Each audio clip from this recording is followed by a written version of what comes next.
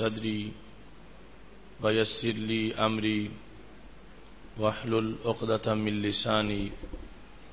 یفقہوا قولی احمدک اللہم یا مجیب کل سائل والصلاة والسلام علی من هو افضل الوسائل وعلى آلہ واصحابہ ذوی الفضائل اما بعد فاعوذ باللہ من الشیطان الرجیم بسم اللہ الرحمن الرحیم یا بنی اقم الصلاۃ وأمر بالمعروف وانہی عن المنکر واصبر علی ما اصابک ان ذلک من عزم الامور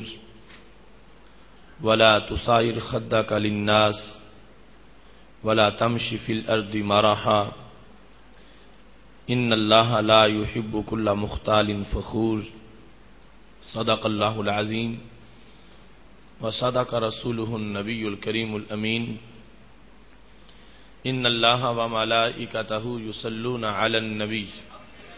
یا ایہا الذین آمنوا صلوا علیہ وسلموا تسلیما الصلاۃ والسلام علیک یا سیدی یا رسول اللہ وعلی آلک واصحابک یا حبیب اللہ مولاي صل وسلم دائما ابدا على حبیبک خیر الخلق كلهم منزہ عن شریک فی محاسنہ فجوہر الحسن فیہ غیر منقاسم یا اکرم الخلق مالی من الوذ بہ سواک عند حلول الحادث العممی رب صل وسلم دائما ابدا على حبیبک خیر الخلق كلهم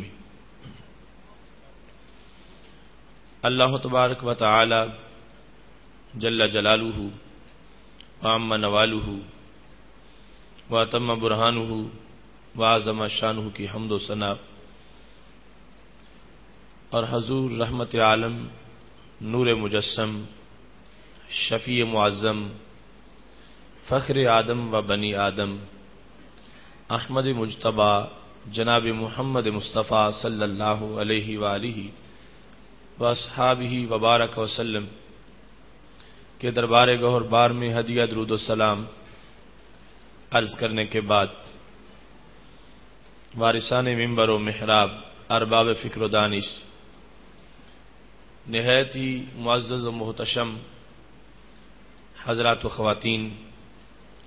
سامعین و ناظرین رب ذوالجلال کے فضل اور توفیق سے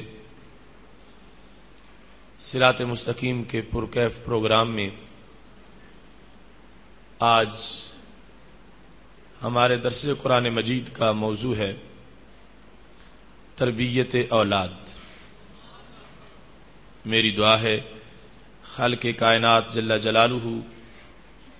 ہم سب کو قرآن و سنت کا فہم عطا فرمائے اور قرآن و سنت کے ابلاغ و تبلیغ اور اس پر عمل کی توفیق عطا فرمائے۔ یقیناً اولاد کی تربیت ہمارے دین کے شعبہ جات میں سے ایک اہم شعبہ ہے۔ اگر قیمتی سرمائے کو محفوظ کرنا اور محفوظ رکھنا یہ انسانی عقل کا تقاضا ہے، تو پھر اولاد کے کردار کو محفوظ کرنا یہ بھی زمانے میں ایک حقیقت ہے۔ اگر پنیری کاشت کرنے کے بعد اس کو پانی دینے کی اور نگہداشت کی ضرورت ہے، تو پھر انسانی چمن کے ان پھولوں کو نگہداشت کی بھی یقیناً ضرورت ہے۔ اولاد کے سلسلہ میں سید عالم نور مجسم شفیع معظم صلی اللہ علیہ وسلم کے فرمودات سے پتہ چلتا ہے کہ یہ رب ذوالجلال کی رحمتوں اور نعمتوں کا ایک گلدستہ ہے اور خالق کائنات جل جلالہ کے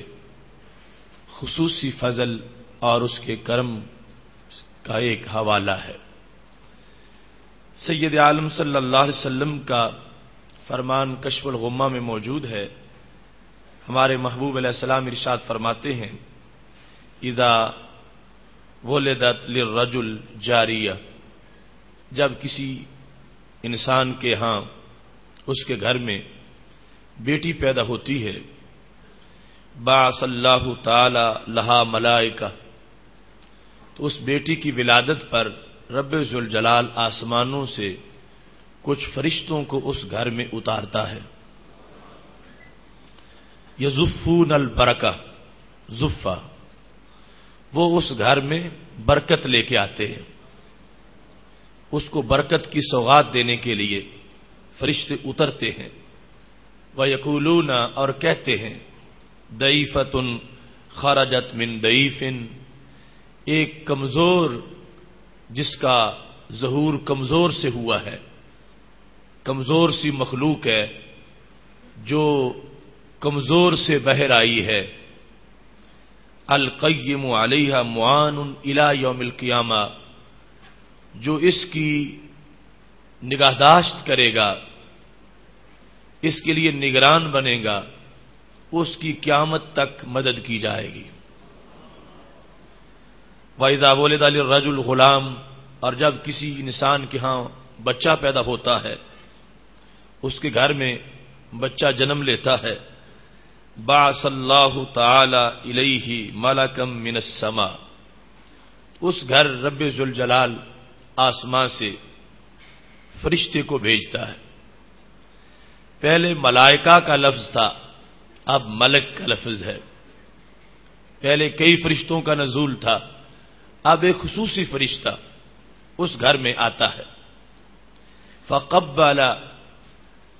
بین عینیہ، تو وہ اس بندے کے ماتھے پر اس کی دونوں آنکھوں کے درمیان بوسہ دیتا ہے۔ وقال، اور یہ کہتا ہے، اللہ تعالی یکرئک السلام، خدا تجھے سلام کہتا ہے۔ تو یقیناً انسان کے گھر میں ولادت کا جو مرحلہ ہوتا ہے، خواہ بچہ ہو خواہ بچی ہو، یہ اس کے گھر پر رب ذوالجلال کی خصوصی رحمتوں کا ظہور ہوتا ہے کہ جس کی وجہ سے فرشتے آتے ہیں، اور انسان اگرچہ خود نہ دیکھ سکے، لیکن چونکہ ہمارا ایمان بالغیب ہے، اور جو کچھ رسول اللہ صلی اللہ علیہ وسلم دیکھتے ہیں ہم نہیں دیکھ سکتے، ہمیں نبی علیہ السلام کے دیکھنے پر پورا یقین ہے،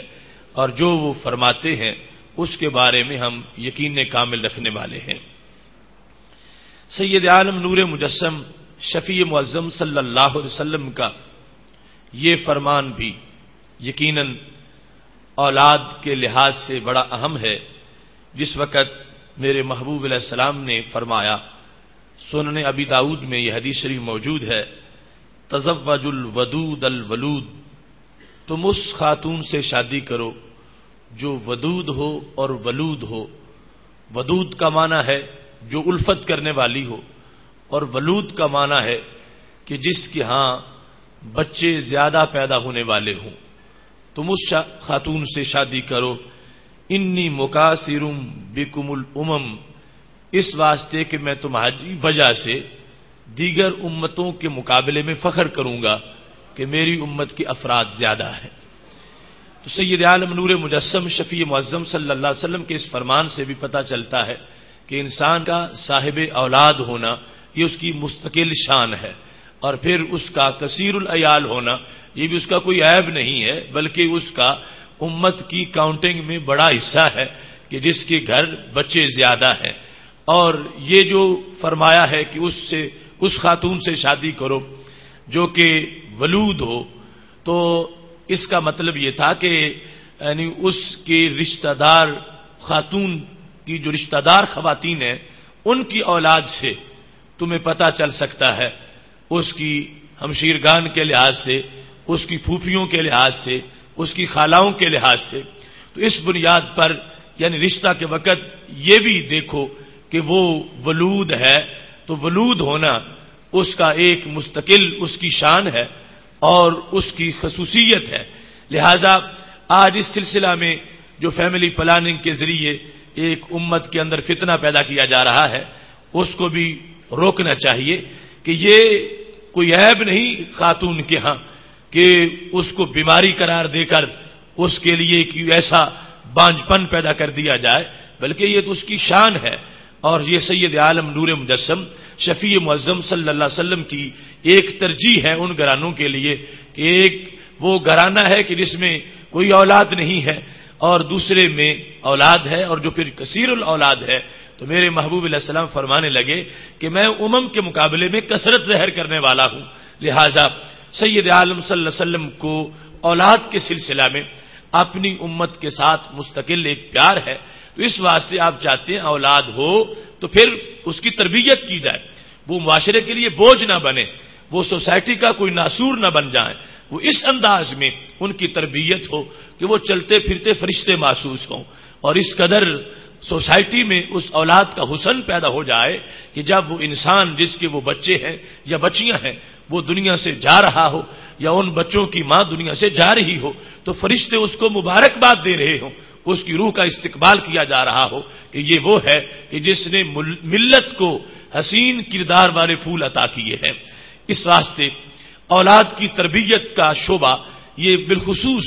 اسلام کے زیر نگاہ رہا ہے، اور سید عالم نور مجسم شفیع معظم صلی اللہ علیہ وسلم نے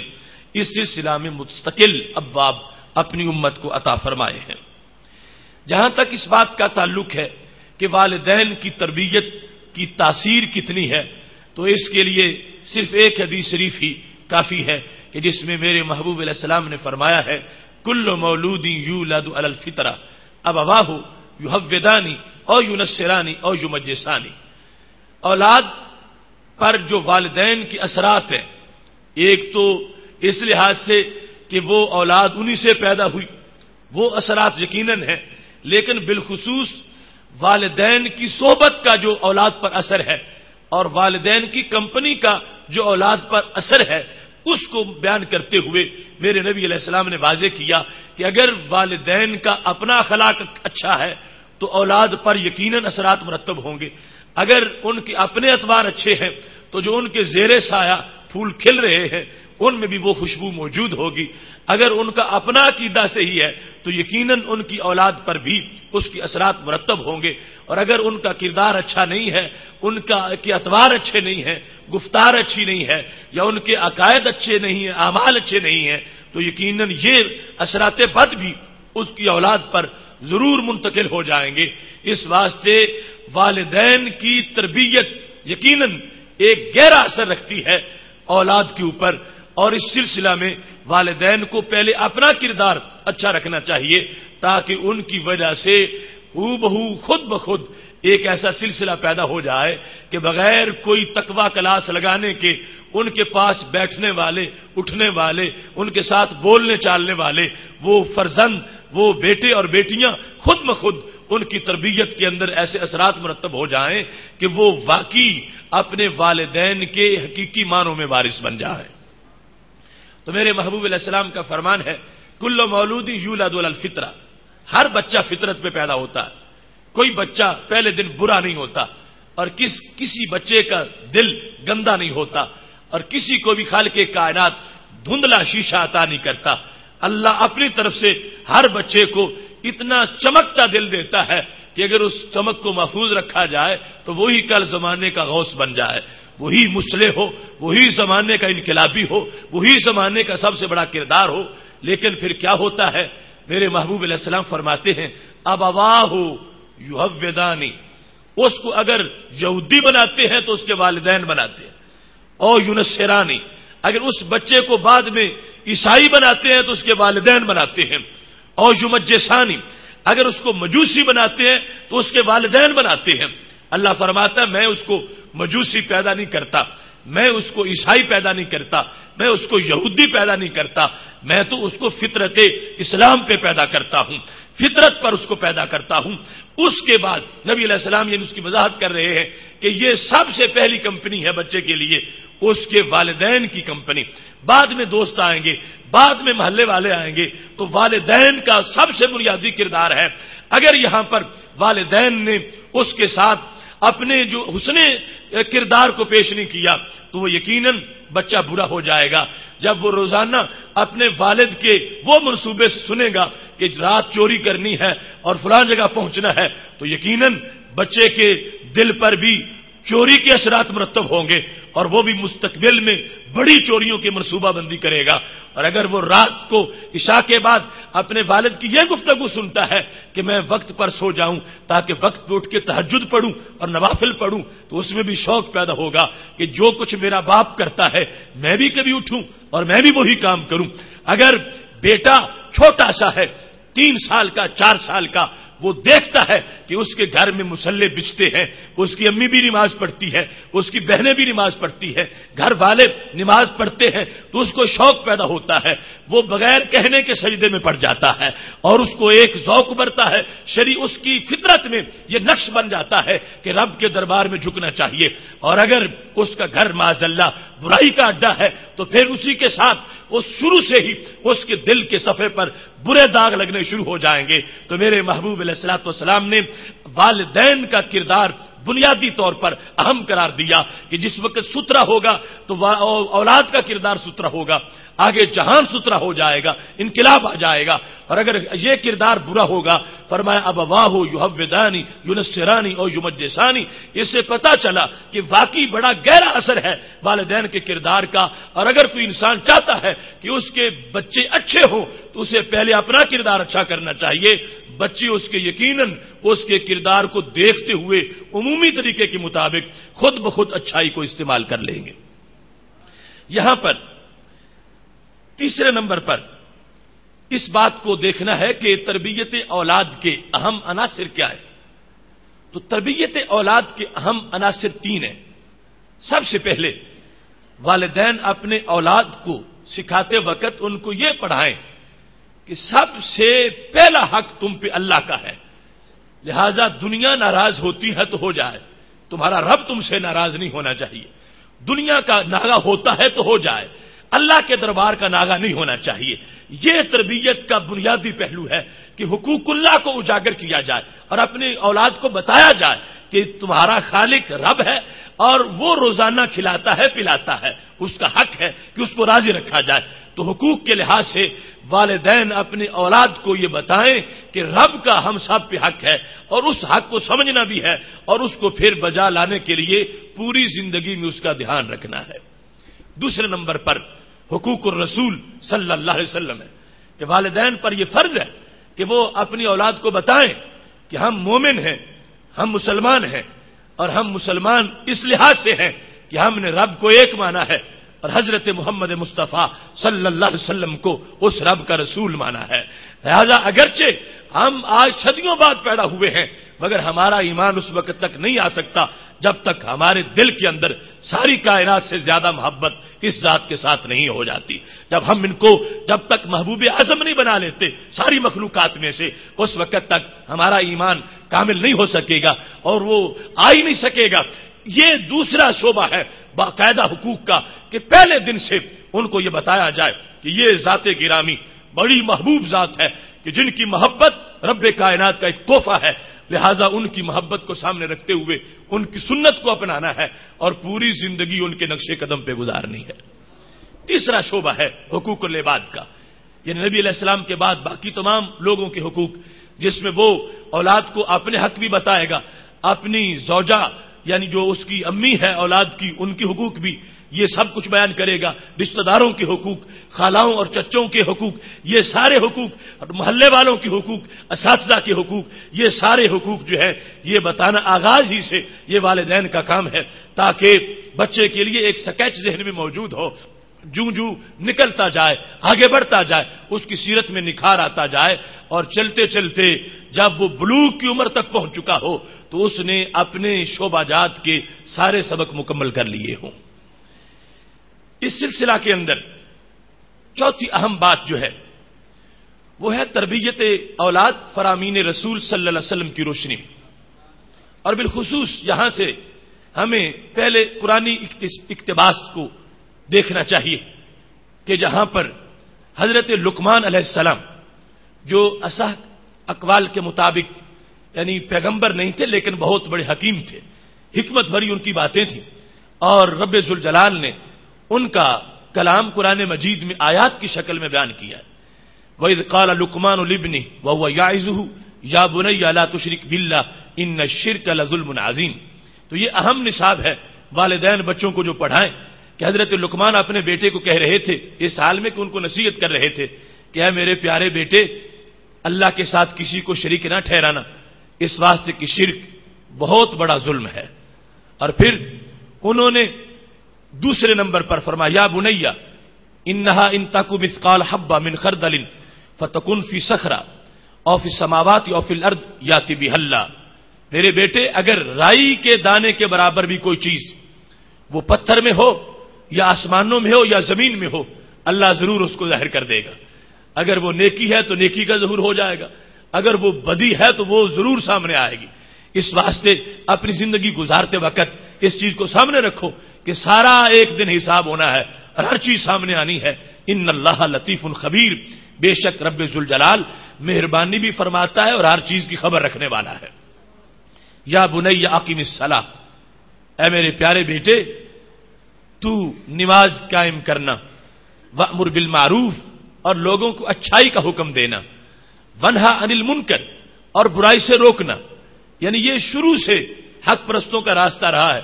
یعنی صرف اچھائی کا حکم دینا اور برائی سے نہ روکنا، یہ حق پرستی نہیں ہے۔ یعنی دونوں چیزیں ہوں گی کہ اچھائی کا حکم ہو اور برائی سے روکا جائے۔ اس کے ساتھ ساتھ وَاصْبِرْ عَلَىٰ مَا أَصَابَكَ، میرے بیٹے جتنی بھی مصیبتیں آ جائیں تم نے صبر کرنا ہے، صبر کا دامن نہیں چھوڑنا۔ یعنی آزمائشوں کا سلسلہ شروع ہو جائے تو کبھی بھی رب سے شکایت نہیں کرنی کہ اے اللہ تو نے مجھے کس مصیبت میں مبتلا کر دیا ہے۔ ایسے آزمائش کے مرحلے کے اندر اپنے رب سے شکوہ کیے بغیر اپنے رب کی طرف سے آزمائش پر صبر کرنا ہے۔ ان ذالک من عزم الامور، فرمایا یہ معمولی سی بات نہیں ہے، جب انسانی جگر پگھلا دینے والی مصیبتیں آ جائیں اس وقت جو صبر کر رہا ہے تو یقیناً وہ بہت بڑا کام کر رہا ہے۔ پھر فرمایا ولا تصعر خدک للناس، اپنا رخسار لوگوں کے لیے کبھی بھی کج نہ کرو۔ رخسار کج کرنے کا مطلب یہ ہے کہ کسی سے گفتگو کرتے وقت اس کی طرف حقارت سے دیکھنا، اس کو ذلیل سمجھنا اور اپنے آپ کو بڑا سمجھنا اور اپنے چہرے کا یوں موڈ بنانا کہ جس سے یہ ظاہر ہو کہ تم کچھ نہیں ہو میں بہت کچھ ہوں، تو اس سے فرمایا ایسا انداز تمہاری گفتگو کا نہیں ہونا چاہیے۔ ولا تمشی فی الارض مرحا، اور زمین میں کبھی اکڑ کے نہ چلنا، عاجزی کے ساتھ زمین پر چلتے وقت عاجزی کو برقرار رکھنا۔ ان اللہ لا يحب كل مختال فخور، بے شک رب ذوالجلال اترانے والے، تکبر کرنے والے اور فخر کرنے والے کے ساتھ پیار نہیں کرتا۔ رب ذوالجلال عاجزی والوں کے ساتھ پیار کرتا ہے۔ واقصد فی مشیک، اے میرے بیٹے درمیانی چال چلنا، واغضض من صوتک، اور اپنی آواز کو کچھ پست رکھنا۔ ان انکر الاصوات لصوت الحمیر، بے شک آوازوں میں سے جو بری آواز ہے وہ گدھے کی آواز ہے، یعنی جو بہت اونچی ہو جاتی ہے تو اس کو انکر اصوات کہا گیا۔ یقیناً حضرت لقمان علیہ السلام کی یہ گفتگو جو ہمارے قرآن میں موجود ہے یہ مستقل نصاب ہے، یعنی اگر والدین یہی آیات وہ ہفتے میں ایک بار اپنے بیٹوں کو پڑھ کے سنا دیں تو رب کعبہ کی قسم ہے اولاد میں ایک نکھار پیدا ہو جائے گا اور ایک بہار آ جائے گی، کیونکہ یہ نغمہ جبریل اور یہ کلام الہی اور یہ ہرا کی روشنی، ہرا کا نور اور ہمارے نبی علیہ السلام کے ابر کرم سے برسنے والی بارش، اس کے ایک ایک قطرہ میں اتنی برکت ہے کہ اگر یہ جام اپنی اولاد کو پلائے جائیں گے ان کی تشنگی بھی ختم ہو جائے گی اور انہیں پھر کسی اور آئیڈیل کردار کو دیکھنے کی ضرورت نہیں پڑے گی، انہیں فلمی سٹارز کی طرف متوجہ ہونے کا موقع ہی نہیں ملے گا۔ وہ جب پڑھیں گے قرآن سے سورت سامنے آ جائے گی اور اس سورت کی روشنی میں وہ اپنی سورت کو سنوارتے چلے جائیں گے۔ سید عالم نور مجسم شفیع معظم صلی اللہ علیہ وسلم نے تربیت اولاد کا جو ہمیں نصاب دیا ہے وہ بڑا ہی حسین ہے۔ مجموع الزوائد کی جلد نمبر 8 صفحہ نمبر 137 پر یہ حدیث شریف موجود ہے. حضرت سیدنا ابو ہریرہ رضی اللہ تعالیٰ عنہ کہتے ہیں کہ رسول اللہ صلی اللہ علیہ وسلم تشریف فرما تھے تو ایک انسان آ گیا, اس کے ساتھ بیٹا ایک بچہ تھا. رآ رجلم معہ غلام, ایک انسان کو دیکھا کہ ساتھ بچہ ہے. تو میرے محبوب علیہ السلام نے بچے کو مخاطب ہو کے کہا من ھذا, یہ تیرے ساتھ جو بڑا آدمی ہے یہ کون ہے؟ بچے سے پوچھا بتا یہ تیرے ساتھ کون ہے؟ تو اس نے کہا ابھی, یہ میرے والد صاحب ہیں, میرے ابا جی ہیں, یہ میرے باپ ہیں. تو میرے نبی علیہ السلام اب خود تربیت دیتے ہیں ایک باپ کے سامنے اس کے بیٹے کو. اور یہ ہے اسلام کا احسان ہم پر کہ عزتوں کے سارے سبق نبی علیہ السلام نے خود پڑھائے ہیں. اور پھر والدین کو اپنے بیٹے اسلام کے لیے پیش کرتے وقت جھجک محسوس نہیں کرنی چاہیے, اس واسطے کہ بیٹوں کو شناختی اسلام نے کروائی ہے کہ یہ تمہارے والد صاحب ہیں اور ان کو رب ذوالجلال نے اتنا بڑا مرتبہ عطا فرمایا ہے. اگرچہ وہ والد صاحب وہ زمانے کے غوث نہیں ہے, وہ ولی نہیں ہے, وہ کوئی کتب نہیں ہے, وہ کوئی محدث و مفسر نہیں ہے, لیکن والد صاحب جو ہے نا ایک بیٹے کے, جس کے وہ والد صاحب ہیں اس کے لیے ان کا مرتبہ کیا ہے. تو میرے نبی علیہ السلام فرمانے لگے فلا تمشی امامہ, کبھی بھی چلتے وقت ان سے آگے نہ چلنا. یہ تیرے ابا جی ہیں تو کبھی بھی چلتے وقت ان سے آگے نہ چلنا کہ تیری پیٹھ ان کی طرف ہو جائے. لا تمشی امامک, اس کے ان کے آگے تم کبھی نہ چلنا. ولا تستسب لہ, کبھی بھی ایسا نہ ہو کہ تمہاری وجہ سے تمہارے والد صاحب کو گالی دی جائے. ولا تستسب لہ, اس انداز میں نہ ہو کہ تمہاری وجہ سے تم کسی کو گالی دو اور وہ تجھے جوابی گالی دے تو تمہاری وجہ سے تمہارے والد کو گالی مل جائے گی. تو فرما اپنے والد کو گالیاں نہ دلواتے رہنا, ایک یہ مطلب ہے. اور دوسرا اس کا یہ مطلب ہے کہ ایسے کام نہ کرنا کہ تمہارے باپ کو تجھے گالیاں دینی پڑ جائیں. اپنے باپ سے گالی طلب نہ کرنا, یہ اس لفظ کا مطلب ہے کہ تم ایسی حرکت کرو کہ تمہارے والد غصے میں ہوں اور انہیں کچھ تجھے کہنا پڑ جائے. تو ایسا موقع اپنے والد صاحب کو فراہم نہ کرنا, نہ ان کے آگے چلنا, نہ ان کو گالی دلوانا یا نہ ان سے گالی لینے کا موقع پیدا کرنا. اس کے ساتھ ہی فرما ولا تجلس قبلہ, اگر تم کہیں دونوں اکٹھے جاؤ ایسا نہ ہو کہ والد تمہارے کھڑے ہوں اور تم پہلے بیٹھ جاؤ,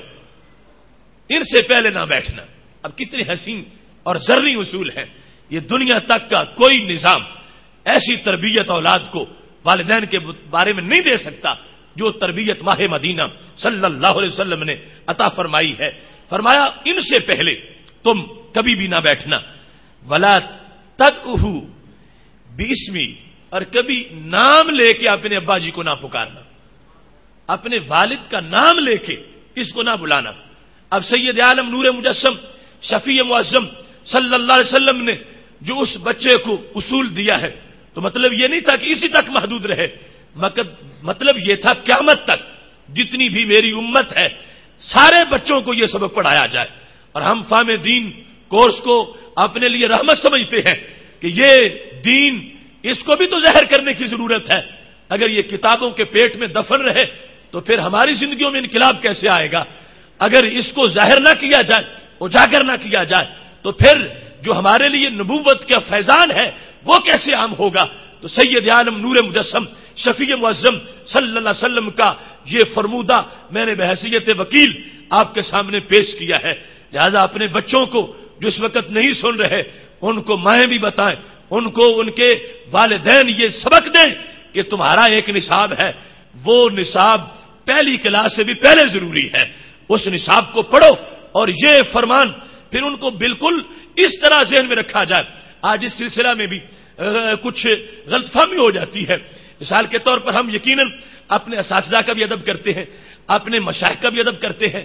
لیکن ان کے ادب کے ساتھ والدین کا جو ادب ہے اس کی تو مستقل حیثیت ہے. جتنا احسان والدین کا بچے پر ہے وہ تو ایک مستقل اس احسان کا شعبہ ہے. لہذا اگر ہم اپنے مشائخ کا ادب احترام کرتے وقت اس بات کو پیش نظر رکھیں کہ ہم ان کے آگے نہ چلیں، تو والدین کے بارے میں تو اصل نص موجود آئی ہے، نص موجود ہے کہ والد تمہارا اگرچہ ان پڑھ ہو، اگرچہ وہ عام سا انسان ہو، لیکن اس کا والد ہونا تمہارے لیے یہ بہت بڑی اس کی شان ہے، لہذا اس کی آگے نہ چلو، اور جب بیٹھنے کا وقت تو اکٹھے جاؤ تو اس سے پہلے نہ بیٹھو، یہ بالخصوص بات اس ذہن میں رکھو۔ اور پھر اس انداز میں ساری صورتحال کو واضح کر دیا کہ آداب یہاں بھی پیش نظر رکھو، جیسے دیگر مقامات پر آداب ہے تو یہاں بھی ہو کہ کبھی بھی ان کا نام لے کر اپنے ابا جی کو آواز نہ دو، بلکہ جو ادب کا کرینہ ہے اس کرینے کے مطابق ان کو بلاؤ۔ تو یہ جو انداز ہے اس کو یہ ویسے بھی سمجھا جا سکتا ہے، ایک گھرانہ وہ چاہتا ہے کہ مجھے ایک تہذیب یافتہ اور مہذب سمجھا جائے، اس واسطے ہمارے بچوں میں ایسی باتیں ہونی چاہیے، لیکن میں جس نقطہ سے بیان کر رہا ہوں تو میری اس وقت جو طبیعت کی بات ہے اور میرے دل کیا ہے وہ یہ ہے کہ یہ پابندی کرواتے وقت والدین یہ سمجھے کہ یہ ڈیوٹی ہے ہم پر ہمارے نبی علیہ السلام کی کہ ہم نے اپنے بچوں کو یہ بات بتانی ہے، اور بچے یہ پڑھتے وقت یہ نہ سمجھے کہ صرف والدین کی ہم بات مان رہے ہیں، یہ سمجھے کہ ہم کونین کے بادشاہ حضرت محمد مصطفیٰ صلی اللہ علیہ وسلم کی بات مانتے ہوئے اپنے والدین کا ادب کر رہے ہیں، تو اس سے کئی گنا فائدہ زیادہ ہو جائے گا، گھر بھی امن سے معمور ہو جائے گا اور سنت نبوی پہ عمل کا ثواب بھی مل جائے گا۔ اس کے ساتھ ہی سید عالم نور مجسم شفیع معظم صلی اللہ علیہ وسلم نے جو نصاب بیان کیا، ایک ایک بات گھنٹوں بحث کی مستحق ہے، اگر اس کے اسرار و رموز کو چھیڑا جائے تو کیا کیا خوشبو اس میں موجود ہے۔ یہ حدیث شریف مسلم شریف میں اور مشکات شریف میں موجود ہے کہ میرے محبوب علیہ الصلوۃ والسلام نے ارشاد فرمایا ہے، مرو اولادکم بالصلاۃ وہم ابناء 7 سنین، اپنی اولاد کو یعنی بچے ہوں یا بچیاں ہوں ان کو نماز کا آرڈر کرو اس حالت میں کہ ان کی عمر 7 سال ہو جائے، 7 سال میں ان کو باقاعدہ ان کے ذہن میں ڈالو کہ تم نے آخری سانس تک نماز پڑھنی ہے، ان کو حکم کرو، مرو ان کو آرڈر دو، حکم کرو کہ رب کے دربار کی حاضری ہے اور تم نے نماز پڑھنی ہے۔ وَاضْرِبُوهُمْ عَلَيْهَا وَهُمْ أَبْنَاءُ 10 سنین، جب 10 سال کے ہو جائیں تو اب انہیں مارو، اگر وہ نہیں پڑھتے تو ان کو توبیخ کے ساتھ ادب سکھاؤ، مناسب تھوڑا سا ان کو سزا دو اور ان کو اس دربار کی طرف، رب ذوالجلال کے دربار کی طرف متوجہ کرو۔ اب دیکھیے کسی ماں کے کلیجے میں اپنے بیٹے کا اتنا پیار نہیں ہے جتنا پیار نبی علیہ السلام کو اپنی امت کے ساتھ ہے۔ حشر کے دن جب ماں بیٹے کو بھول جائے گی اس وقت سرکار امتی کو نہیں بھولیں گے، جس وقت اس امتی کا کوئی ٹھکانہ نہیں ہوگا اس وقت گناہگاروں کا روز محشر شفیع خیر الانام ہوگا، دلہن شفاعت بنے گی، دولہا نبی علیہ السلام ہوگا۔ ادھر وہ گرتوں کو تھام لیں گے، ادھر پیاسوں کو جام دیں گے، صراط و میزان حوض کوثر یہی وہ عالی مقام ہوگا، آنا لہا کہہ کے آسیوں کو لیں گے آغوش مرحمت میں، عزیز اکلوتا جیسے ماں کو نبی کو اپنا غلام ہوگا۔ تو اس واسطے جو سرکار نے مارنے کا حکم دیا تو یہ نہیں ہے کہ سرکار کو کوئی پیار نہیں ہے، کوئی ماں کہے کہ اب میں اپنے پیارے کو کیسے ماروں، 10 سال کا ہو گیا ہے، نماز نہیں پڑھتا مگر مارنے کو دل نہیں چاہتا، اسے سوچنا چاہیے یہ مارنے والا لفظ کچھ سے کروڑ مرتبہ رحمت والے آقا نے کہا ہے۔ تو اس واسطے اس مار میں بھی رحمت ہے، اس مار میں بھی پیار ہے، اس مار میں شفقت ہے۔ یہ دوائی اگرچہ کڑوی ہوتی ہے مگر صحت اسی سے ہی ملتی ہے۔ اس واسطے سید عالم نور مجسم شفیع معظم صلی اللہ علیہ وسلم کا جو تربیت دینے کا انداز ہے اس میں تھوڑا سا حصہ مار کا ہے، اور اس کو میں اس واسطے بھی بیان کرنا چاہتا ہوں، آج جو یہ بورڈ لگا دیے گئے ہیں مار نہیں اور پیار کی باتیں ہو رہی ہے، پیار بھی ہے اور مار بھی ہے۔ ہم اس دین والے ہیں جس میں پیار بھی ہے اور وقت پر کچھ مار بھی ہے، اور مار بغض اور حسد سے نہیں، مار بھی پیار سے ہے اور پیار کی وجہ سے ہے۔ اس واسطے میرے محبوب علیہ السلام نے فرمایا باقاعدہ ان کو مارو، وَاضْرِبُوهُمْ ان کو سزا دو، علیہا نماز کے معاملے میں، وہم ابناء 10 سنین کہ وہ 10 سال کے ہو جائیں۔ اس واسطے مار ہے لیکن مار کو کوئی پھٹکار نہ سمجھے، یہ رحمت کی پھوار ہے، اور رحمت کی وجہ سے میرے محبوب علیہ الصلوۃ والسلام نے اپنی امت کے لیے ان کی تربیت کے لیے اس تھوڑے سے حصے کو لازم کر دیا ہے۔ اور ساتھ ہی ایک اہم حکم دیا، فرمایا وفرقوا بینہم فی المضاجع، جب اس عمر کو بچے پہنچ جائیں اب ان کے بستر جدا جدا کر دو، بہنیں اور بھائی بھی اکٹھے نہ سوئیں ایک بستر میں، اب وہ نہ رہیں، ان کو جدا جدا کرو۔ قیامت تک کی حکمتیں اور قیامت تک کا شعور اور قیامت تک کے اجالے اس مقام تک نہیں جا سکتے جہاں صدیوں قبل میرے محبوب کی سوچ گزر رہی تھی اور جہاں وہ سفر کر رہے تھے، جہاں ان کی سوچ کی پرواز تھی۔ فرمایا ان کے بستروں کے اندر انہیں جدا جدا، اب اس عمر میں جب آ گئے ہیں تو ان کو اکٹھا نہ سونے دو، ان کو جدا جدا سلاؤ۔ اور یہ بھی ایک مستقل نظام دیا ہے میرے محبوب علیہ السلام نے، تو پتہ چلا کہ صرف کلمہ پڑھانے نہیں آئے تھے، کلمہ پڑھا کے سونے کے طریقے بھی بیان کرنے آئے تھے، گھر بتانے آئے تھے، گھر بسانے آئے تھے، گھر بنانے آئے تھے اور امتی کو آداب سکھانے آئے تھے۔ ہم کیوں دیکھیں کسی اور کو جس کے گھر کچھ نہ ہو وہ کسی سے مانگتا پھرے، اور جس کا گھر بھرا ہوا ہو وہ کسی کے آگے ہاتھ کیوں پھیلائے؟ ہم دنیا کے بنائے ہوئے ضابطوں کی بھیت مانگے تو کیوں مانگے؟ ہمیں محبوب علیہ السلام نے وہ ضابطہ دیا ہے جہاں ننھی اور ننھے کو سلانے کا طریقہ بھی موجود ہے۔ اس مقام پر سید عالم نور مجسم شفیع معظم صلی اللہ علیہ وسلم کے جو فرمودات ہیں ان میں بالخصوص اب جس وقت ولادت ہو گئی بچے کی، اس کا نام اچھا تجویز کیا گیا۔ اب اس کے ساتھ ایک اٹیچ دوسرا موضوع ہے، میں اس کو چھیڑنا نہیں چاہتا ورنہ لمبا ہو جائے گا، کہ باقاعدہ جو حقوق ہیں اولاد کے والدین پر وہ ایک مستقل موضوع ہے۔ صرف اس وقت تو میں تربیت کے لحاظ سے گفتگو کر رہا ہوں کہ تربیت کا طریقہ کیا ہونا چاہیے۔ تو میرے محبوب علیہ الصلوۃ والسلام فرمانے لگے کہ جس وقت تمہارا بیٹا یا بیٹی وہ اس عمر کو پہنچ جائے کہ اب زبان سے لفظ بول سکتے ہیں تو ان کو CAT کیٹ نہ پڑھاؤ، ان کو کیا پڑھاؤ؟ فرمایا افتحوا علی صبیانکم اول کلمۃ بلا الہ الا اللہ، اپنی اولاد کو سب سے پہلے جو پڑھاؤ تو وہ لا الہ الا اللہ محمد الرسول اللہ پڑھاؤ۔ سب سے پہلے تمہارے بیٹے کی زبان پر جو لفظ ہونا چاہیے، قبل اس کے اس کو اپنے امی کا نام اس کو پڑھایا جائے اور اس کو اس والد کا نام بتایا جائے یا اس کو کچھ اور بتایا جائے، نہیں، میرے محبوب علیہ السلام ایک گارنٹی دینے لگے ہیں۔ فرمایا سب سے پہلے اپنے بچے کو جو پڑھاؤ تلقین کرو، اسے اس کے کان میں اور کچھ آواز جانے نہ دو، وہ جدھر دیکھے، بھائی کی طرف دیکھے، اپنی بہن کی طرف دیکھے، ماں کی طرف دیکھے یا باپ کی طرف دیکھے، جو بھی اسے بولنا چاہے وہ اس کو دیکھ کے کہے لا الہ الا اللہ محمد الرسول اللہ۔ جب ہر طرف سے وہ یہی سنے گا تو یقیناً جب پہلے دن بولے گا یہی بولے گا، لہذا اس کے گرد پہرا ہونا چاہیے کلمہ اسلام کا، کہ جدھر بھی دیکھتا ہے، پھوپھی بھی کہتی ہے لا الہ الا اللہ محمد الرسول اللہ، خالہ بھی کہتی ہے لا الہ الا اللہ محمد الرسول اللہ۔ اب بچے کے ذہن میں فیڈ ہو جائے گا اور ایسا فیڈ ہوگا کہ خدا کی قسم پھر آخری سانس تک یہ کلمہ اس کی زبان پہ برقرار رہے گا۔ اس واسطے میرے محبوب علیہ السلام نے فرمایا وفتحوا علی صبیانکم، افتتاح کرو تو اس سے کہ پہلا کلمہ کیا ہو، اس کی زبان پر پہلا لفظ جو آئے وہ لا الہ الا اللہ محمد الرسول اللہ۔ پھر فرمایا وَلَكِّنُوهُمْ عِنْدَ الْمَوْتِ، انسانی زندگی کے دو کنارے ہیں، آغاز اور اختتام۔ فرمایا جب بوڑھا ہو گیا، 80 سال کا بابا تھا، چارپائی پہ لیٹا تھا، اب بھی اس کے پاس لا الہ الا اللہ پڑھو، یعنی وہ جدھر دیکھے ادھر ہی آواز آگے سے یہ آئے، اس سے روکا کہ اس کو یہ نہ کہو کہ تم پڑھو، ہو سکتا ہے وہ کتنی مشکل میں ہو تو وہ کہیں انکار نہ کر جائے اور زندگی برباد نہ ہو جائے۔ فرمایا تم اس کے گرد پڑھو، یہ تلقین ہے کہ جدھر وہ دیکھے گا آگے سے یہ آواز آئے گی لا الہ الا اللہ محمد الرسول اللہ، تو نتیجہ کیا نکلے گا؟ آخری سانس جب نکل رہی ہوگی تو زبان پر یہی کلمہ موجود ہوگا، اول سے لے کر آخر تک یہ پورا سفر ہے۔ میرے محبوب علیہ السلام فرمانے لگے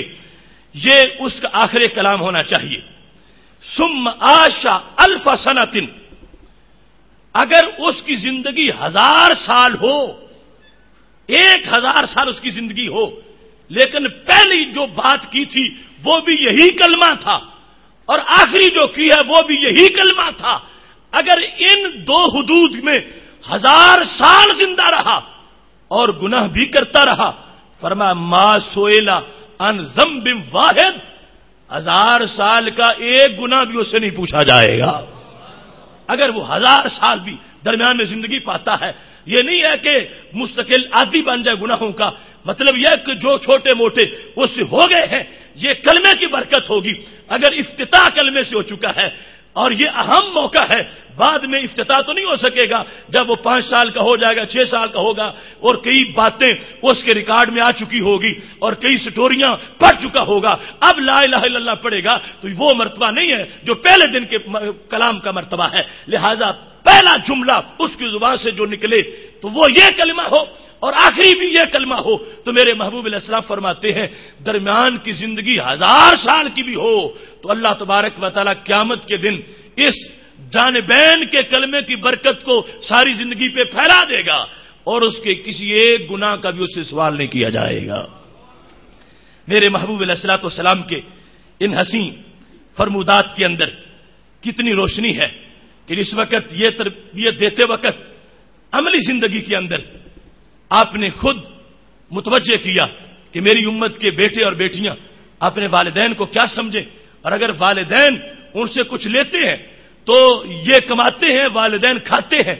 یا اس طرح کا کوئی سلسلہ بنتا ہے. فرمایا جو کچھ بھی اپنے والدین کو دے دیں یہ کبھی احسان کا اظہار نہ کریں. اس واسطے کہ حضرت جابر بن عبداللہ رضی اللہ تعالیٰ عنہ کہتے ہیں ایک شخص آ گیا اور کہتا ہے یا رسول اللہ صلی اللہ علیہ وسلم ان لی مالا و ولدا، میرے پاس مال بھی ہے اور عیال بھی ہے. میرے پاس مال ہے مگر میری آگے اولاد ہے، اور وَإِنَّ أَبِي يُرِيدُ أَن يَحْتَاجَ مَالِي، مگر میرے ابا جی میرا مال لینا چاہتے ہیں. میں تو خود بچوں والا ہوں اور بال بچہ ہے میرا، مجھے خود ضرورت ہے، مگر میرے والد صاحب میرے بچوں کو نہیں دیکھ رہے، وہ کہتے ہیں کہ مال مجھے دو. تو میرے محبوب علیہ الصلوۃ والسلام فرمانے لگے انت ومالک لابیک، تم اور تمہارا مال تمہارے باپ کے لیے ہے. انت ومالک لابیک، ابی کا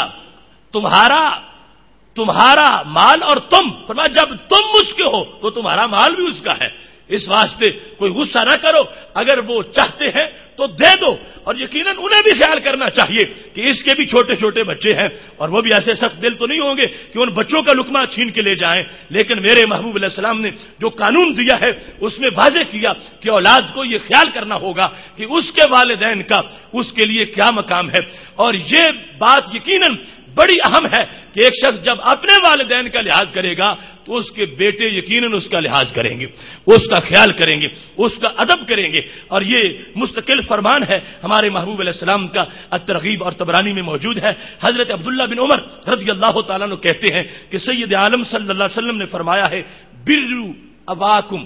بروا آباءکم تبرکم ابناؤکم، فرمایا تم اپنے والدین سے اچھا سلوک کرو، تمہارے بیٹے تمہارے ساتھ اچھا سلوک کریں. تو اس سے پتا چلا کہ ایک اپنا فائدہ جو ہے اس کو پیش نظر رکھتے ہوئے بھی انسان اگر اپنے بیٹوں کی اصلاح چاہتا ہے، یہ طریقہ ایک انڈائریکٹ ہے تربیت کا. ایک بندہ یہ چاہتا ہے کہ میرے بیٹے میرے فرما بردار ہوں تو وہ ان کے سامنے اپنے ابا جی کی فرما برداری کرے. اگر ایک بندہ یہ چاہتا ہے کہ میرے بیٹے میرے سامنے نہ بولیں تو وہ ان کے سامنے دادا جی کے سامنے، ان بیٹوں کے جو دادا جی ہیں اور اس کے ابا جی ہیں ان کے سامنے اونچی آواز سے نہ بولے تو بیٹوں کے ذہن میں خود فیڈ ہو جائے گا کہ والد کا احترام یوں کیا جاتا ہے. یہ حکمت سے لبریز گفتگو ہے میرے محبوب علیہ السلام کی. فرمایا خود بخود تربیت ہوتی جائے گی. تم یہ تقاضا کرتے ہو کہ میرے بیٹے میرے مطیع ہو جائیں تو تم اگر تمہارے بیٹوں کو دادا جی کا وقت ملا ہے تو تم اپنے ابا جی کے ساتھ ایسا سلوک کرو کہ ان کے ساتھ حسن سلوک سے جب پیش آؤ گے امید رکھو تمہاری اولاد خراب نہیں ہوگی. رب ذوالجلال ان کے دلوں میں تمہارا ادب و احترام ڈال دے گا.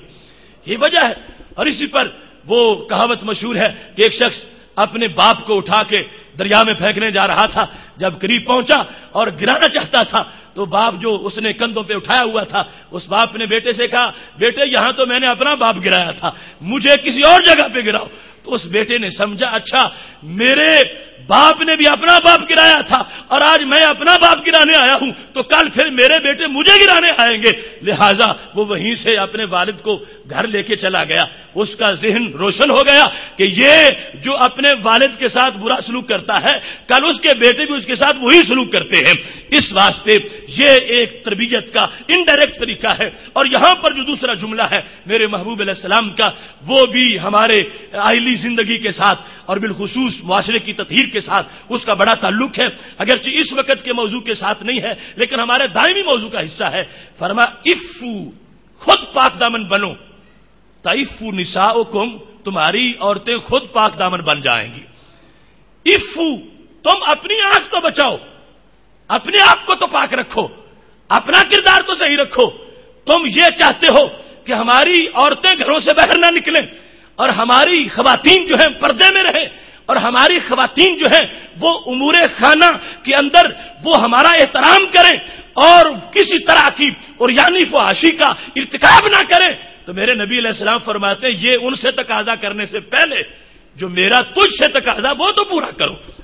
افو، تم عفیف بن جاؤ، پاک دامن بن جاؤ، اپنا کردار صحیح کر لو، اپنا کردار اچھا کرو۔ اس کا یہ مطلب ہی بنا کہ تم کسی کی ماں بہن کی طرف اور بہو بیٹی کی طرف گندی نگاہ سے نہ دیکھو۔ اللہ تمہاری بیٹیوں کو محفوظ کرے گا، اللہ تمہارے ان رشتوں پر پہرے لگا دے گا۔ افو، تم عفت مآب بن جاؤ، تئفو نساؤکم، تمہاری عورتیں، خواتین، تمہارے گھر والیاں اور تمہاری اولاد، تمہاری بچیاں، ان میں عفت آ جائے گی، پاکیزگی آ جائے گی، وہ پاک دامن ہو جائیں گی۔ تو یہ میرے محبوب علیہ السلام کا ہمارے لیے زندگی گزارنے کا ایک طریقہ ہے کہ جس میں جس لفظ میں دیکھتے ہو اس میں رحمتوں کے کئی سمندر آباد نظر آتے ہیں۔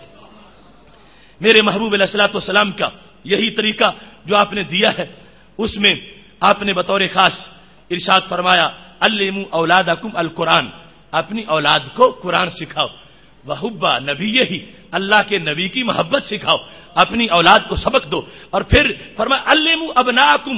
السباحہ، اپنی اولاد کو تیرنے کا طریقہ بتاؤ۔ اب یہ مستقل ایک سبق ہے، یعنی جس میں جو عسکری شعبہ جات ہیں اسلام کے لیے، اور پھر بالخصوص جو تیر اندازی کا اس وقت زمانہ تھا اس کا فرمایا کہ اس کی تعلیم دو، اور یہ عسکری ٹریننگ جو مسلمانوں کو ہونی چاہیے بچپن سے ہی اس کی طرف متوجہ کر دیا۔ اور پھر فرمایا التراب ربیع الصبیان، مٹی جو ہے یہ بچوں کی بہار ہے، تو کچھ وقت اپنے بچوں کو مٹی پہ چھوڑو کہ وہ کھیل لیں اس میں، اس سے وہ پھلیں گے پھولیں گے۔ ہر وقت ان کو ٹیسٹ ٹیوب بیبی بنا کے نہ رکھو کہ وہ شیشے کی بوتلوں میں ہی بند رہیں یا ایسے ماحول میں ہی بند رہیں۔ تو یہ میرے نبی علیہ السلام کی حکمت بھری باتیں ہیں جن میں سے ہر چیز کی طرف ہم متوجہ ہوں گے تو ہماری زندگی کے اندر ایک نیا سرور آ جائے گا۔ اس کے ساتھ ساتھ سید عالم نور مجسم شفیع معظم صلی اللہ علیہ وسلم کی طرف سے جو ہمیں دین دیا گیا ہے، اس میں اگر کوئی بندہ اپنی اولاد کی تربیت کرتا ہے تو اس کا اجر بھی موجود ہے، اور اگر نہیں کرتا تو اس کا مواخذہ بھی موجود ہے۔ اجر کے لحاظ سے یہ حدیث ہے میرے محبوب علیہ السلام کی، فرمایا رحم اللہ والدن اعان ولدہ علی برہ، فرمایا اللہ رحم کرے اس باپ پر کہ جس نے اپنی اولاد کا مدد کی ہے، جس نے اپنی اولاد کی فرما برداری میں مدد کی ہے۔ اللہ رحم کرے اس باپ پر کہ جس نے اپنی اولاد کو تنگ کر کر کے نافرمان نہیں بنایا۔ اللہ رحم کرے اس باپ پر آنا جس نے مدد کی ہے ولدہ، اپنے بیٹے کی، علی برہ، کہ وہ بیٹا اس کی بات مانتا رہے، بیٹے کو مطیع بنانے میں جس نے بیٹے کے ساتھ تعاون کیا ہے۔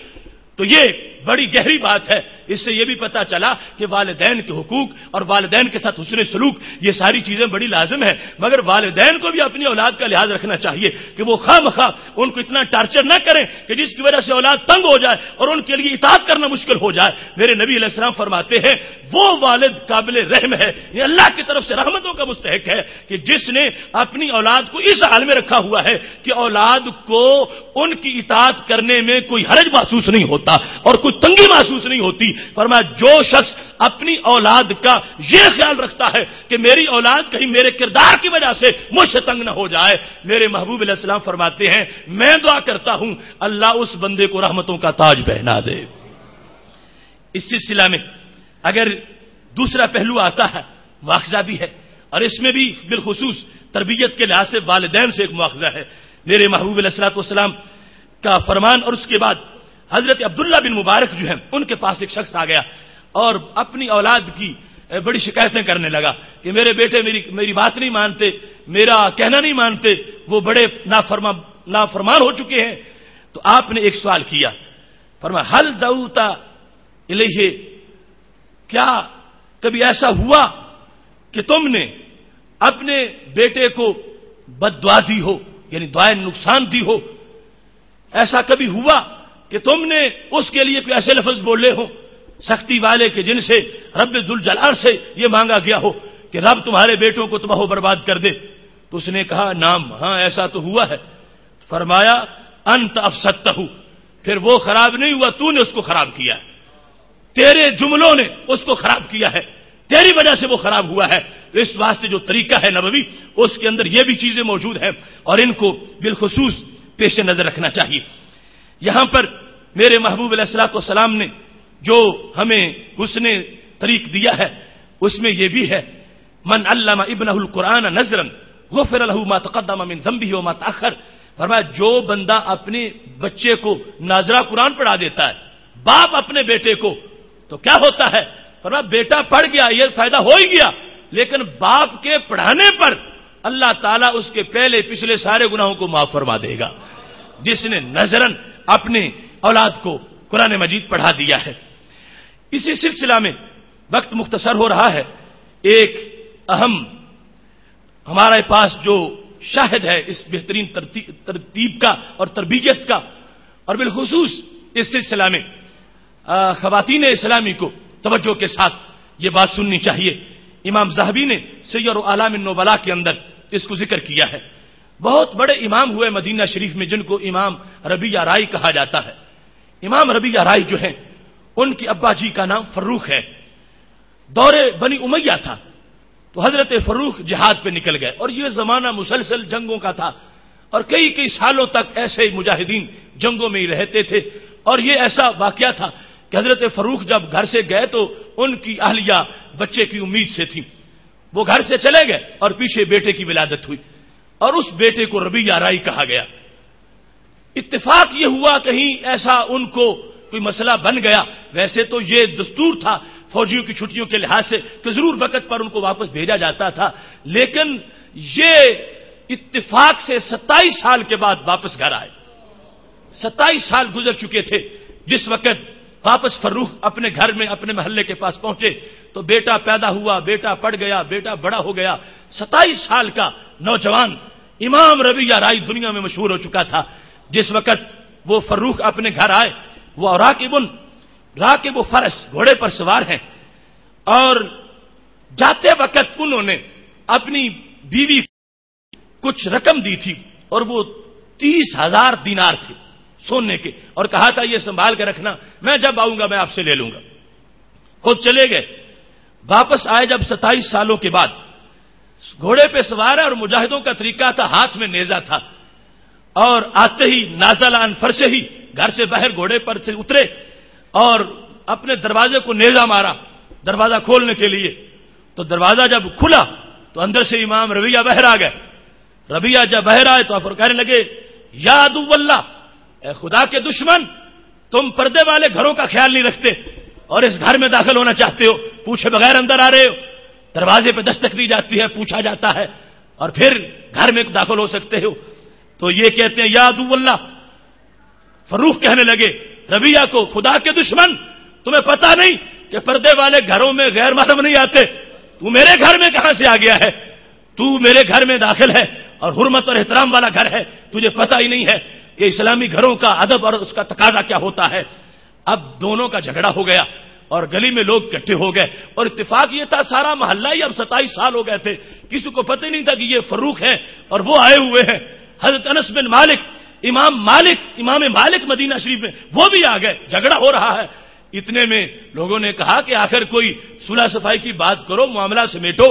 تو فروخ کہنے لگے یہ میرا گھر ہے، میں 27 سال پہلے جہاد پہ گیا تھا اور پیچھے اب میں آیا ہوں تو یہ مجھے گھر میں داخل نہیں ہونے دیتا۔ یہ باتیں حضرت ربیہ رائی کی امی نے گھر میں سن لی اور پہچان لیا کہ یہ تو میرے شوہر آئے ہوئے ہیں باہر اور میرا بیٹا ان کو گھر میں داخل نہیں ہونے دیتا۔ لہذا انہوں نے مداخلت کی اور انہوں نے لوگوں کو کہا سارے پیچھے ہٹ جاؤ، فیصلہ میں کرتی ہوں، یہ فروخ میرے خامند ہے اور یہ ربیہ رائی میرا بیٹا ہے، اور آپس میں یہ باپ بیٹا ہے، یہ بیٹا باپ کو نہیں جانتا، باپ بیٹے کو نہیں جانتا، درمیان میں ایسا وقت گزرا ہے کہ بیٹے کی ولادت ہی بعد میں ہوئی تھی اور اب یہ واپس آئے ہیں۔ تو اس پر جس وقت انہوں نے یہ راز فاش کیا اور پردہ اٹھایا، اس کے بعد دونوں کو جب پتہ چلا بقایا دونوں رو پڑے، دونوں نے معانقہ کیا، دونوں ملے کہ ہمارا تو کتنا قریبی تعلق تھا اور ہم اس طرح آپس میں الجھ رہے تھے۔ اس کے بعد اب ادب احترام سے امام ربیہ رائے نے اپنے والد محترم کو وصول کیا اور گھر میں ان کو لے گئے اور ان کو ادب سے جا کے بٹھایا۔ اب باتیں ہو رہی تھیں تو امام ربیہ رائے کے والد نے پوچھا اپنی زوجہ سے، میں 30,000 دینار تمہیں دے کے گیا تھا، وہ پیسے جو ہے ان کا بندوبست کرو، کیونکہ میں اتنے سالوں کے بعد آیا ہوں اور مجھے ضرورت ہے اخراجات کے لحاظ سے، تو 30,000 دینار جو ہے وہ آپ مجھے دیں۔ اتنے میں نماز کا ٹائم ہو چکا تھا۔ امام ربیہ رائی جو ہے ان کو اللہ نے اتنا مقام دیا ہوا تھا کہ وہ مسجد نبوی شریف میں شیخ الحدیث تھے اور حدیث پڑھاتے تھے۔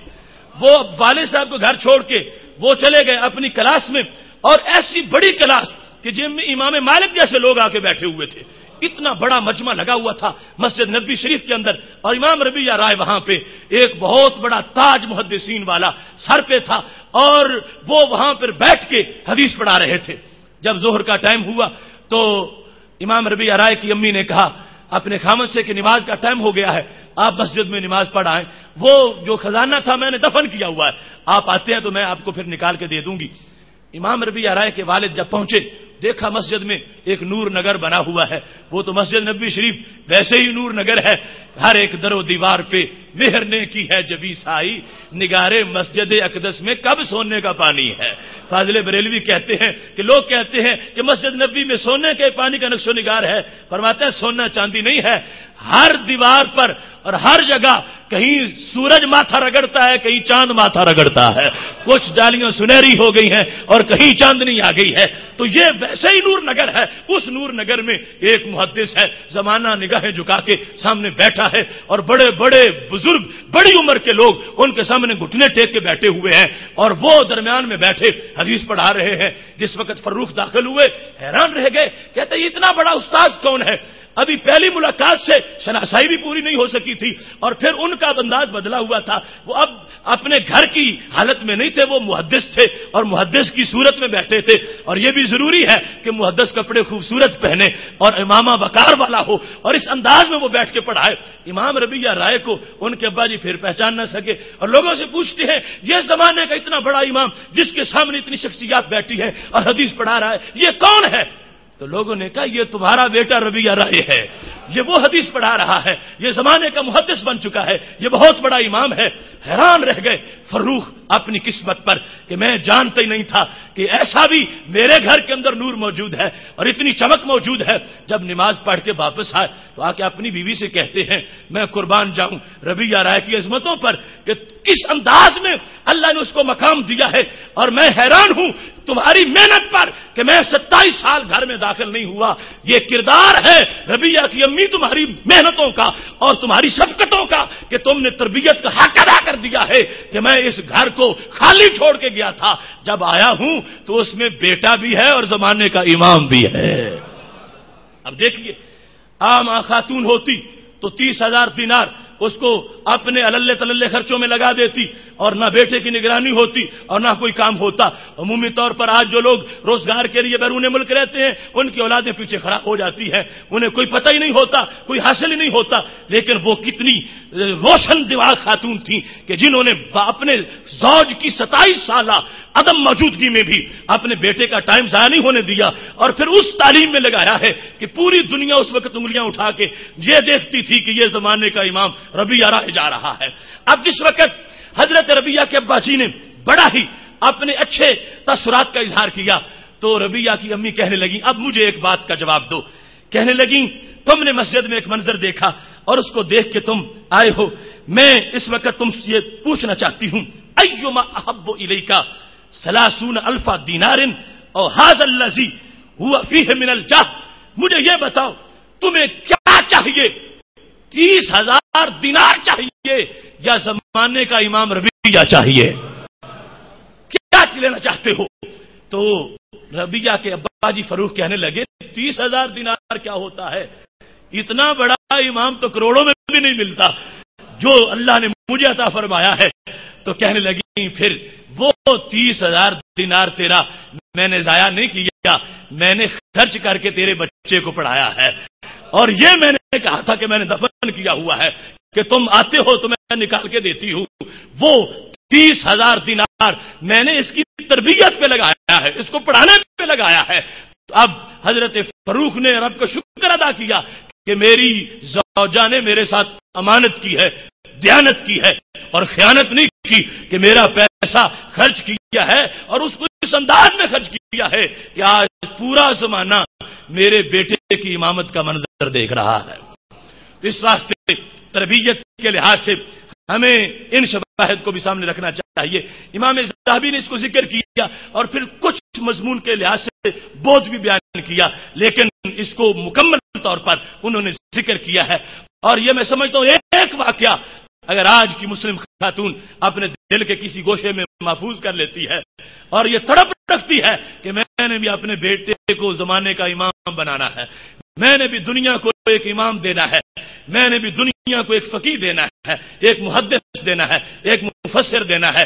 میں نے دنیا کے لیے ایک روشنی کا سامان پیدا کرنا ہے کہ یہ کائنات اندھیروں سے بھر گئی ہے، میں نے زمانے کو ایک چراغ دینا ہے، یہ دنیا بدبو سے بھر گئی ہے، میں نے زمانے کو ایک گلاب دینا ہے، اس دنیا کے اندر چور بڑے ہو گئے ہیں، میں نے زمانے کو ایک محافظ دینا ہے، اس دنیا کے اندر عمل اور ایمان کے لٹیرے بڑے ہیں، میں نے امن اور ایمان کا پہرے دار دینا ہے۔ اس طرح کو لے کر وہ اپنے بچوں کی تربیت کرتی ہے، اگر خامد نہ بھی ہو پھر بھی وہ ان کو پڑھاتی ہے، لے جاتی ہے، تو ان کے لیے یہ مشعل راہ موجود ہے۔ اور بالخصوص اگر شوہر موجود ہے اور خود خامد جو اپنی اولاد کی تربیت کرتے ہوئے اس کو اس انداز میں سوچنا چاہیے، کل جب میرا جنازہ نکلے، جنازہ اٹھے، میرے گھر سے میری چارپائی چلے تو کندھا دینے کے لیے فرشتے موجود ہوں اور لوگوں کو پیچھے ہٹا رہے ہوں کہ یہ عام لوگوں کے اٹھانے والا نہیں ہے،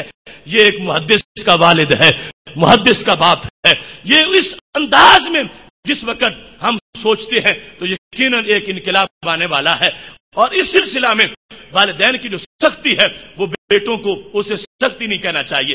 یہ جھڑک ہے، اس کو جھڑک نہیں کہنا چاہیے، یہ ان کی جو محبت والی ڈانٹ ہے اس کو ڈانٹ نہیں سمجھنا چاہیے، بلکہ میں سمجھتا ہوں، میں 7ویں کلاس میں پڑھتا تھا، میرے ابا جی اس وقت اسی کلاس کو فارسی کا مضمون پڑھاتے تھے، گرمی کا موسم تھا، تو فرمانے لگے اس وقت مکئی کی فصل کو پانی کی اتنی ضرورت نہیں ہے جتنی اولاد کے لیے والد کی ڈانٹ کی ضرورت ہوتی ہے، اور اس ڈانٹ کا جتنا فائدہ اولاد کو ہوتا ہے اتنا فائدہ آج اس گرمی کے موسم میں پانی کا فائدہ مکئی کے فصل کو نہیں ہے۔ اور یقیناً انسان اگر سمجھے تو یہ کوئی سخت معاملہ جو بعض جگہ کہا جاتا ہے کہ فلاں کے والدین بڑے سخت ہیں، اس کے ابا جی بڑے سخت ہیں اور وہ ڈانٹتے ہیں، تو یہ سختی نہیں ہے، حقیقت میں اس کے اندر یقیناً بھلا موجود ہوتا ہے اور رہبری ملتی ہے۔ میری دعا ہے خالق کائنات جل جلالہ ہمیں یہ اصول سامنے رکھنے کی توفیق عطا فرمائے۔ وآخر دعوانا ان الحمد للہ رب العالمین۔